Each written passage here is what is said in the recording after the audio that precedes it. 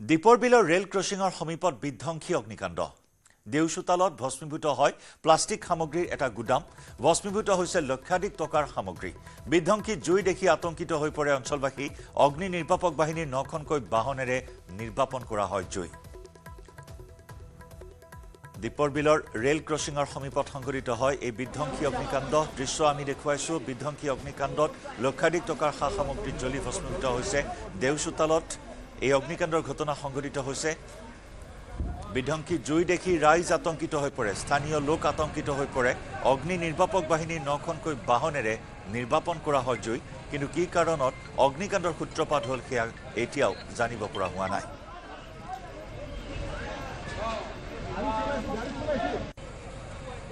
সমগ্ৰ গুদামটো এনেদৰে জুয়ে সানি ধৰিলে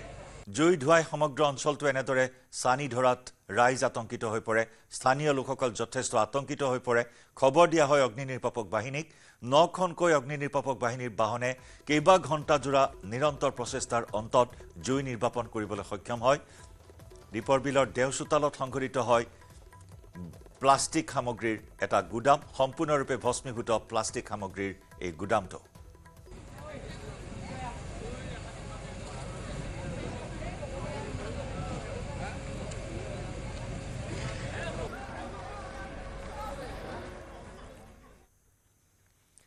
ভাৰতে পাকিস্তানৰ নুৰ খান বিমান ঘাটিত আক্ৰমণৰ কথা অৱশেষত স্বীকাৰ কৰিলে পাক প্ৰধানমন্ত্ৰী শাহবাজ শৰীফে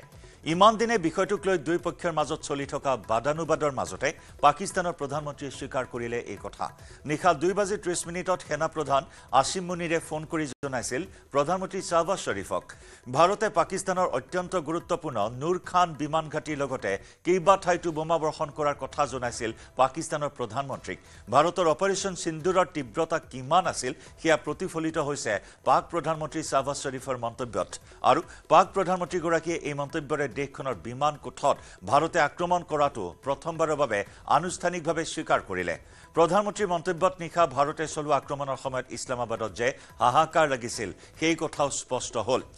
ভাৰতে নিখুঁত পৰিকল্পনা আৰু দক্ষতাৰে চলোৱা আক্ৰমণত পাকিস্তানী সেনাৰ মাজতো উদ্ভৱ হয় হাহাকাৰ পৰিস্থিতি কাৰণ পাকিস্তানী সেনা সেই সময়ত প্ৰস্তুত নাছিল ভাৰতে যে ভয়ংকৰ আক্ৰমণ চলাই ৰাজহাড় ভাঙি দিব পাকিস্তানৰ ইফালে যি সময়ত ভাৰতে পাকিস্তানত আক্ৰমণ চলাই তছনছ কৰি থৈ আহিছিল পুৱা সেই সময়ত পাকিস্তানৰ প্ৰধানমন্ত্ৰী হাতুৰি আছিল ব্যক্তিগত সুইমিং পুলত অৱশেষত পাকিস্তানৰ প্ৰধানমন্ত্ৰী শাহবাজ শৰীফে স্বীকাৰ কৰিলে ভাৰতে নুৰ খান বিমান ঘাটিত আক্ৰমণ কৰাৰ কথা ইমান দিনে বিষয়টোক লৈ দুই পক্ষৰ মাজত বাদানুবাদ চলি আছিল আৰু তাৰ মাজতে পাকিস্তানৰ প্ৰধানমন্ত্ৰীয়ে স্বীকাৰ কৰিলে এই কথা নিশা 2:30 সেনা প্ৰধান আসিম মুনিৰে ফোন কৰি জনাইছিল প্ৰধানমন্ত্ৰী শাহবাজ শৰীফক অপাৰেশ্যন সিন্দুৰৰ পিছত ধাৰাবাহিকভাৱে পাকিস্তানে ভাৰতৰ ওপৰত আক্ৰমণ চলাইছিল যি আক্ৰমণ ইতিমধ্যে ভাৰতে তছনছ কৰি পেলাইছিল আৰু তাৰ প্ৰত্যুত্তৰত ভাৰতৰ যি প্ৰত্যাক্ৰমণ আছিল আৰু সেই প্ৰত্যাক্ৰমণ নুৰ খান এয়াৰবেজত ভয়ংকৰ বিস্ফোৰণত কঁপি উঠিছিল নুৰ খান এয়াৰবেজ আৰু সেই কথা অৱশেষত স্বীকাৰ কৰিবলৈ বাধ্য হ'ল পাক প্ৰধানমন্ত্ৰী শাহবাজ শৰীফ নিশা 2:30 সেনা প্ৰধান আসিম মুনিৰে অৱগত কৰিছিল শাহবাজ শৰীফক আৰু এই বিস্ফোৰণ সংঘটিত হোৱাৰ পাছতে বাংকাৰত লুকাই আছিল সেনা প্ৰধান আসিম মুনিৰ ভাৰতে কেইবা ঠাইতো বোমা বৰ্ষণ কৰাৰ কথা জনাইছিল পাকিস্তানৰ প্ৰধানমন্ত্ৰী আসিম মুনিৰে ভাৰতৰ অপাৰেশ্যন সিন্দুৰৰ তীব্ৰতা কিমান আছিল সেয়া প্ৰতিফলিত হৈছে পাক প্ৰধানমন্ত্ৰী শাহবাজ শৰীফৰ মন্তব্যত আৰু পাক প্ৰধানমন্ত্ৰীগৰাকীয়ে এই মন্তব্যৰে দেশখনৰ বিমান কোঠত ভাৰতে আক্ৰমণ কৰাটো প্ৰথমবাৰৰ বাবে আনুষ্ঠানিকভাৱে স্বীকাৰ কৰিলে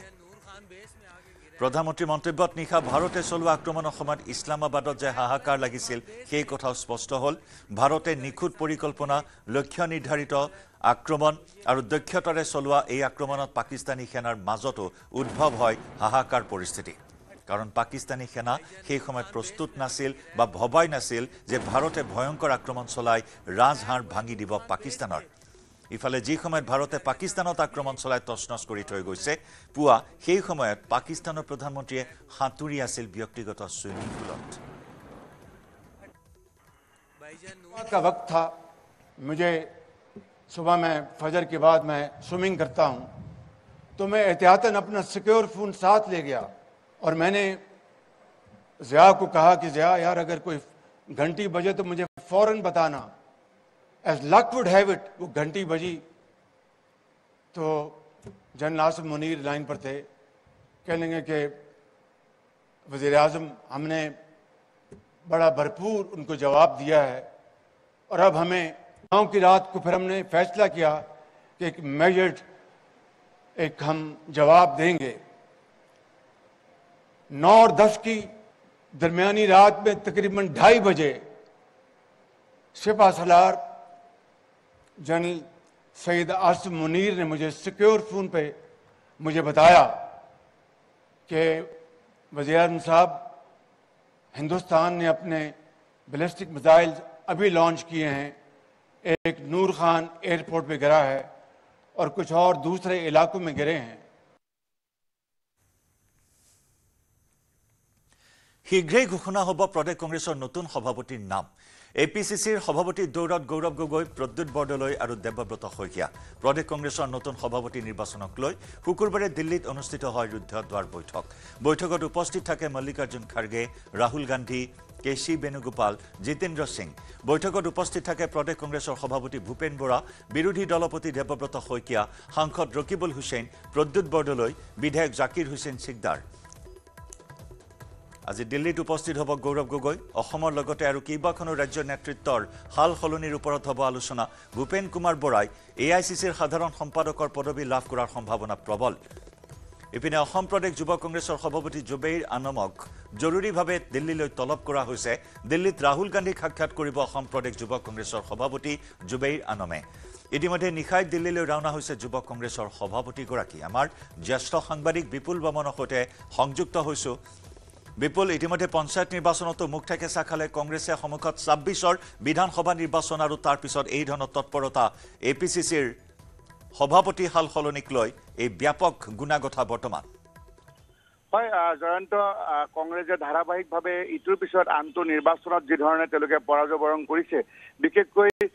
যোৱা বিধানসভা নিৰ্বাচন 2021ৰ পিছত ভূপেন কুমাৰ বৰাই সভাপতিৰ দায়িত্ব লৈছিলে আৰু তাৰ পিছতে তেখেতে অৱশ্যে লোকসভা নিৰ্বাচনত যোৱাবাৰ 3জন সাংসদ বিজয় কৰিব পাৰিলে, কিন্তু শেহতীয়াকৈ পঞ্চায়ত নিৰ্বাচনত যিটো বেয়া ফলাফল আছিলে আৰু তাৰ আগতে ৰাভা হাছং ইত্যাদি বিভিন্ন আৰু এই গোটেই কথা বতৰাবিলাক আলোচনা যোৱাকালি হৈছিলে নিখিল ভাৰত কংগ্ৰেছ কমিটি মানে এআইচিচি ইন্দিৰা ভৱনত। তাতে মল্লিকাৰ্জুন খাৰ্গে বা তাতেই ৰাহুল গান্ধী আৰু এআইচিচি জেনেৰেল ছেক্ৰেটাৰী কেশী বেণুগোপাল লগতে তত্ত্বাৱধায়ক জিতেন্দ্ৰ সিং উপস্থিত আছিলে আৰু অসমৰ তৰফৰ পৰা ভূপেন কুমাৰ বৰাৰ লগতে তাত দেৱব্ৰত শইকীয়া আৰু প্ৰদ্যুৎ বৰদলৈ উপস্থিত আছিলে। গতিকে তেনেধৰণে আচলতে গুণাগথা চলিছিলে যে পৰাজয় কাৰণ ব্যাখ্যা কৰিছিলে, কিন্তু তাত প্ৰধান বিষয় এটা আছিলে যে জিতেন্দ্ৰ সিঙে তেওঁ এটা নাম প্ৰস্তাৱ কৰিছিলে সভাপতিৰ কাৰণে, গৌৰৱ গগৈৰ নামটো। গতিকে এটা সময়ত আকৌ 3টা নাম আছিলে যে পৰৱৰ্তী এপিচিচিৰ সভাপতি কোন হ'ব, তাত গৌৰৱ গগৈ, প্ৰদ্যুৎ বৰদলৈ, দেৱব্ৰত শইকীয়াৰ নাম আছিলে। কিন্তু নিশা যেতিয়া প্ৰায় 11 বজাত সভা সামৰণি পৰিছে, তাৰ আগলৈকে জিতেন্দ্ৰ সিঙে গৌৰৱ গগৈৰ নামটো প্ৰস্তাৱ কৰিছে, আমি এআইচিচি সূত্ৰৰ পৰা জানিব পাৰিছো। আৰু আপুনি কোৱা ধৰণে যোৱা নিশাই তাৎক্ষণিকভাৱে জুবেৰ আনম ইউথ কংগ্ৰেছৰ প্ৰেচিডেণ্ট তেওঁক মাতি পঠিয়াইছিলে আৰু তেওঁ যোৱা নিশাই গৈছে আজি ৰাহুল গান্ধীক সাক্ষাৎ কৰিব। গতিকে তেওঁলোকে প্ৰধানতঃ 2026 চনৰ যি বিধানসভা নিৰ্বাচন অসমত, গতিকে অসমৰ বাবে তেওঁলোকে সভাপতি সলনি কৰিব বিচাৰিছে আৰু লগতে আৰু 3খন ৰাজ্যৰ সভাপতি সলনিৰ কাৰণে তেওঁলোকে আলোচনা বিলোচনা চলাই আছে। কিন্তু এটা কথা আপুনি কৈছে যে ভূপেন কুমাৰ বৰা তেওঁ আগতেও এআইচিচি জেনেৰেল ছেক্ৰেটাৰী আছিলে আৰু দুবাৰৰ বিধায়ক আছিলে, সংসদীয় সচিব আছিলে অসমত তৰুণ গগৈৰ দিনত। গতিকে এই ভূপেন কুমাৰ বৰাই তেওঁক এতিয়া দলে কিন্তু তেওঁক যদিও অপসাৰণ কৰে সভাপতিৰ পৰা, তাৰপিছত কিন্তু তেওঁক এআইচিচি জেনেৰেল ছেক্ৰেটাৰীৰ লগতে CWCৰ মেম্বাৰ দিয়াৰ যথেষ্ট সম্ভাৱনা আছে। গতিকে কংগ্ৰেছৰ এই 2026 চনৰ নিৰ্বাচনক লৈ এই ধৰণৰ এক বিশেষ তৎপৰতা। গতিকে এই মাহতে তেওঁলোকে সভাপতি সলনি কৰি নতুন সভাপতিৰ নাম ঘোষণা কৰিব বুলি জনাইছে যদিও গোটেই যোৱাকালিৰ যি নাম প্ৰস্তাৱৰ পিছত মোৰ এনেকুৱা এটা ধাৰণা হৈছে যে মাত্ৰ 3 দিন 4 দিনৰ ভিতৰতে, আজি যিহেতু ধৰক 17-18 তাৰিখ অহাকাইলৈ, গতিকে 3-4 দিনৰ ভিতৰতে নতুন সভাপতিৰ নাম অহাৰ পূৰ্ণ সম্ভাৱনা আছে। কাৰণ যোৱাকালি গোটেই অসমৰ সভাপতি সলনিক লৈ আৰু পঞ্চায়ত নিৰ্বাচনৰ পৰাজয় পৰ্যালোচনা হৈছিল। সভাপতিৰ দৌৰত গৌৰৱ গগৈ, প্ৰদ্যুৎ বৰদলৈ,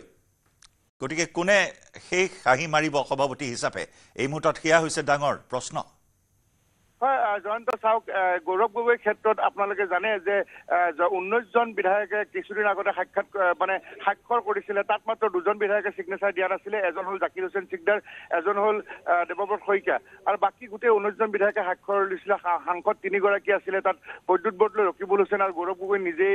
সমৰ্থন আছিলে গৌৰৱ গগৈৰ পক্ষত। গতিকে তেওঁলোকৰ আচলতে তেওঁলোকৰ সমৰ্থনটো বেছি কিন্তু তথাপিও এটা অংশই বিচাৰিছে যে প্ৰদ্যুৎ বৰদলৈ কাৰণ গৌৰৱ গগৈ শেহতীয়াকৈ যিটো পাকিস্তান সম্পৰ্কত যিখিনি কথা ওলাই আছিলে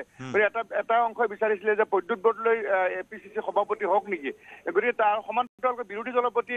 দেৱব্ৰত শইকীয়াৰ নামটো ওলাইছিলে কিন্তু সকলোখিনি কথা এতিয়া সামৰণি পৰিছে এতিয়া গৌৰৱ গগৈৰ নামটোৱে কেৱল ওৱান মেন পেনেল হিচাপে তেখেতৰ নামটো প্ৰস্তাৱ কৰা হৈছে আৰু দুটা কথা জয়ন্ত যে যিটো বিৰোধী দলপতি দেৱব্ৰত শইকীয়া আছে তাত উপ দলপতি ৰকিবুল হুছেইন লোকসভালৈ যোৱাৰ পিছত সেই পদবী এটা খালী আছে গতিকে ৱাজিদ আলী চৌধুৰীৰ নামটো সেই উপ দলপতিৰ ক্ষেত্ৰত ওলাইছে আৰু আনহাতে দুজন কাৰ্যকৰী সভাপতি বিজেপিলৈ গুচি গৈছে এজন কমলক্ষ্য দেৱ পুৰকায়স্থ আৰু এজন হ'ল